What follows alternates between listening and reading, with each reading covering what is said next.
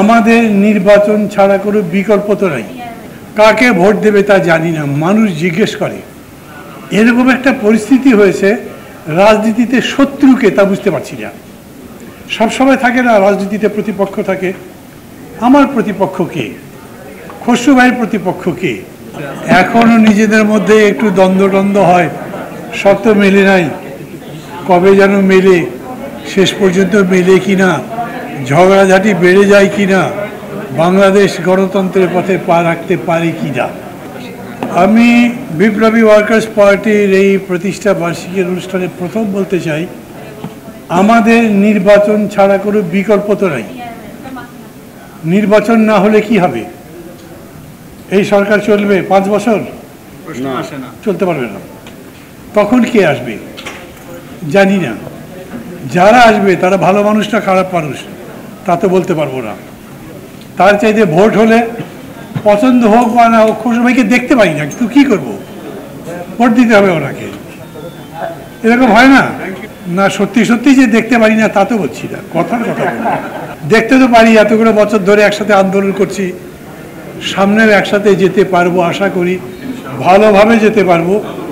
যেই আকাঙ্ক্ষা নিয়ে লড়াইটা করেছি সেই আকাঙ্ক্ষার বাস্তবায়ন করতে পারবো সেরকম চিন্তা করি।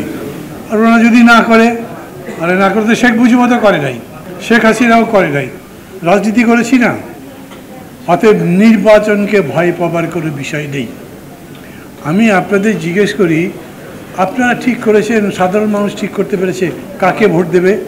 আবার খসরু ভাই টুকু ভাইয়ের নাম বলতে হবে, তাই তো? ওটা কি? কাকে ভোট দেবে মানুষ? কাকে ভোট দেবে তা জানি না, মানুষ জিজ্ঞেস করে। এরকম একটা পরিস্থিতি হয়েছে, রাজনীতিতে শত্রুকে তা বুঝতে পারছি না। সবসময় থাকে না রাজনীতিতে প্রতিপক্ষ থাকে।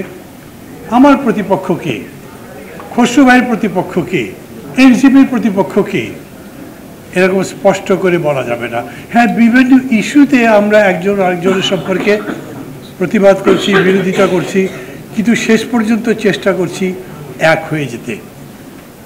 এরকম যখন একটা পরিস্থিতি, তখন রাজনীতি গড়বার সময়, রাজনীতির দিক নির্দেশনা, দিক দর্শন ঠিক করে দেবার সময়, সেটা গঠন করবার সময়। বিপ্লবী ওয়ার্কার্স পার্টি দীর্ঘদিন ধরে সংগ্রাম করছে। আমি দেখছি ধীরে ধীরে মানে একটা বীজ অঙ্কুরিত হয়েছে, তা থেকে চারা গাছ হয়েছে, বড় হচ্ছে। আমি চাই এটা আরও বড় হোক। আমি চাই এই রকম দল আরও বড় হোক। আমি চাই যত